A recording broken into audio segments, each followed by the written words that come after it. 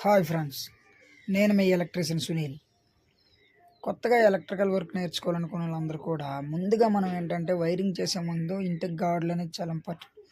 అయితే ఈ గార్డులు కొట్టేటప్పుడు ఏం చేయాలంటే మనం ఖచ్చితంగా పైపింగ్ చేసేటప్పుడు ఖచ్చితంగా వీలున్నంత వరకు 2 లేదా 3 పైపులను వేసుకోండి. ఎందుకంటే పైప్ అనేది టైట్ అయిపోయేటప్పుడు ఎక్కువ వైర్లు వస్తే టైట్ అయిపోద్ది కాబట్టి హీట్ ఎక్కే అవకాశం ఉంటుంది. కాబట్టి ఖచ్చితంగా స్విచ్ బోర్డుల దగ్గర నుంచి కానీ ఖచ్చితంగా 2 లేదా 2 పైపులు అనేది వేసుకోండి. ఇంకా వీలుంటే ఎక్కువ వేసుకున్నా పర్లేదు.